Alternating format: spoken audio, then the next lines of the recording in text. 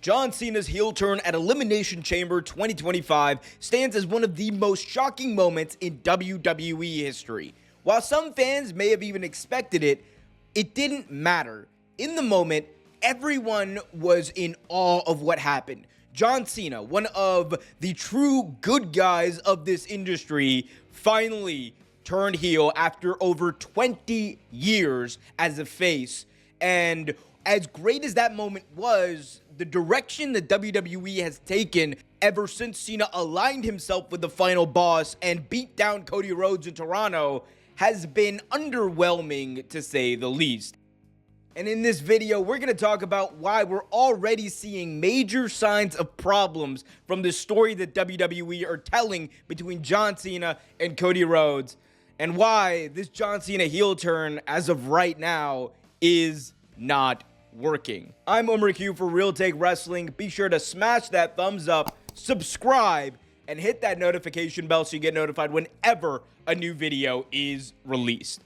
Let's dive right in and talk about the 16-time world champion John Cena, who came out on Raw this past week and greeted the fans in a very similar way that he did last week in Brussels. And in the same vein of last week, Cena comes out and he is still in his John Cena gear and still boasting about how this is the last time, but also not as cheerful as fans have come to expect. Cena is, of course, still a heel, and he is playing up the fact that he feels like after giving his body up for 20 years, the fans never gave him the respect that he truly deserved. And that seems to be at the core of what is driving and motivating the John Cena character. And in a vacuum and in a isolated position, that is all well and good. I think there is a story to be told with John Cena after putting the people first, after putting the fans first, the WWE Universe first. There's a story to be told with him feeling some type of way because they never truly appreciated him until it was too late. But that being a good story in a vacuum does not mean the execution that WWE is doing right now is perfect. In fact, I'd say it's well short of being perfect. Right now, it just isn't working. Now, in this promo, similar to last week, Cena comes out and begins to chastise the fans, calling them ungrateful, calling them names, and doing so in a cadence that is akin to that of a petulant child. And we're going to get to that specific issue with these John Cena, Cody Rhodes promos in just a little bit. But Cena comes out, basically says the same thing that he said last week, but then builds upon it by saying that at WrestleMania, John Cena is going to destroy professional wrestling. He is going to take it away from the fans. Because when John Cena wins his 17th World Championship, people are not going to be talking about Ric Flair. They're not going to be talking about the 16-time limousine-riding, jet-flying, kiss-stealing, wheeling-dealing son of a gun. They're going to be talking about the 17-time world champion, arguably the greatest of all time, John Cena. And for John Cena, this means not only winning at WrestleMania, but holding the belt throughout the rest of the year and retiring as the 17-time, and in his words, last real WWE champion. Because at WrestleMania, John Cena says that he is not only going to take that title away from Cody Rhodes, he's going to take that title away from pro wrestling fans, and he is going to take it into the sunset with him and retire it. And any champion that comes after him will only be holding a toy, will only be holding a trinket, will only be holding a false championship. Now, in this, I think that there are elements of this that were very good. I think the story of John Cena saying, I'm going to take what's rightfully mine. That title that has defined not only my career, but the past 25 years of professional wrestling, that belongs to me. And I'm going to take it and run far, far away, maybe even blow a CM Punk kiss while I'm at it. And I think that there's so much story to be told there because, in a way, that title does kind of belong to John Cena. It has not only defined his career, it has defined WWE, and look at the design, even the spinner belt that John Cena was talking about in this promo. Like, it had such an impact on the industry that for nearly a decade, WWE stuck around with that damn spinner belt, and it was looking horrible on people like CM Punk and Triple H. Like, they did not look good with that spinner belt. It wasn't serious, but that's the impact that John Cena has had on the industry. And I think there is a good element in this story of Cena being like, well, that's my championship. That is truly my belt. And after I retire, it is going to not really exist anymore. And anyone who comes after me is a fake champion. I like that. What I don't like, though, what I really don't like, is the way that John Cena delivered this promo. I said last week that I was totally fine with John Cena basically being the same guy, but the only difference between him as a babyface and him as a heel is that now he's just mad at the fans. I thought that there was an interesting storyline element to tell there, but looking back at things and now having seen 2 of these promos play out, I'm kind of looking at this not really digging it because the cadence just seems off. It seems anticlimactic. It seems like they're just going through the motions, and that is really at the crux of my criticism of this feud, of this heel turn, of this promo, of the build that we are witnessing to the show of shows, WrestleMania. Because then Cody Rhodes comes out, and Cody cuts the most bland Cody Rhodes promo I have ever heard. And he does it in a very fired up, babyface way, and he does it with a lot of energy, like Cody always does. But he was saying a whole lot of nothing.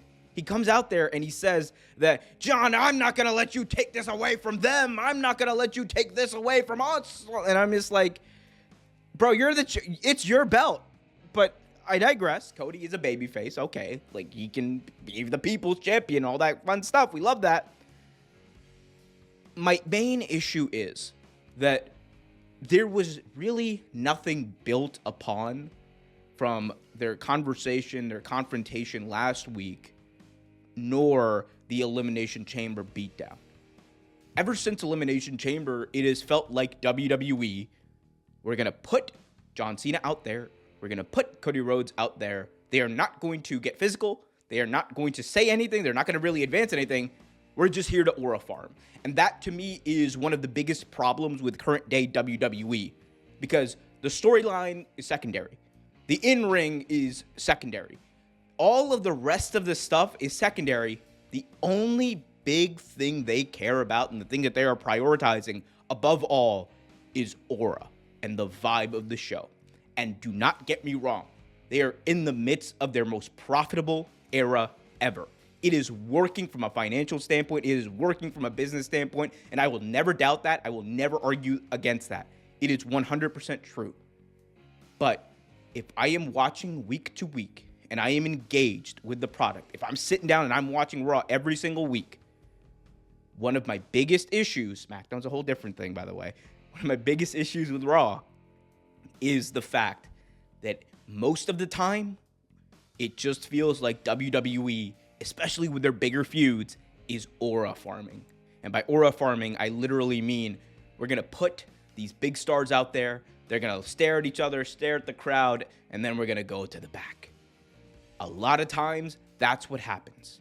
And it's fine when people are excited about a match. It's fine when you got a dream match. It's fine if you do it in sporadic incidents, but doing it as consistently as Triple H and WWE have done, I think, has made it a bit of an expectation and made it a bit of a meme. I can honestly say that the John Cena, Cody Rhodes stuff, the peak of it was the heel turn, and after that, it just has not felt right. And part of this maybe goes into the idea that many people wanted to see John Cena be a bit of a cool heel, and instead, WWE is just having him do the same stuff. I think part of that, obviously, is the merchandise effect.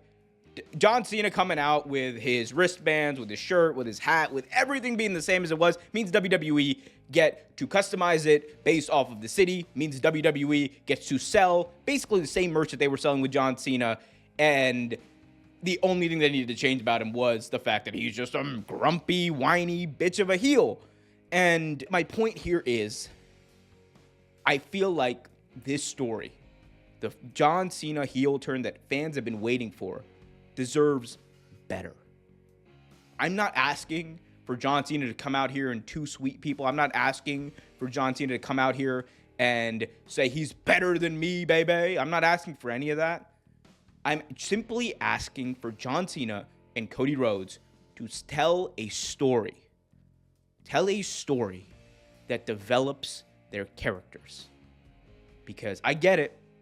John Cena is the big, bad, grumpy, angry wolf. But what happens next week?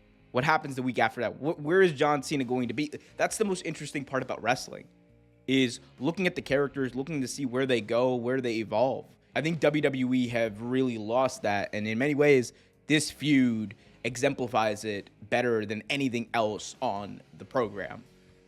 With that being said, I do think that there is definitely plenty of time for them to change course, to fix this, and to make this click.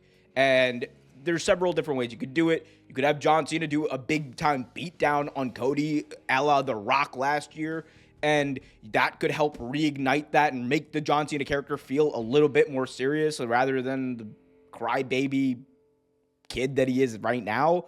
But the point is, they need to change direction. They need to fix this, and there's time. Will they do it? I don't know, but I want to hear from you guys. What do you guys think about the John Cena heel turn so far? Is it good? Is it bad? Is it cooked? Let me know in the comments section below. Also, be sure to smash that thumbs up, subscribe, and hit that notification bell so you get notified whenever a new video is released. Until next time, I'm Omer Q for Real Take Wrestling. Be happy, be healthy, and as always, keep it real.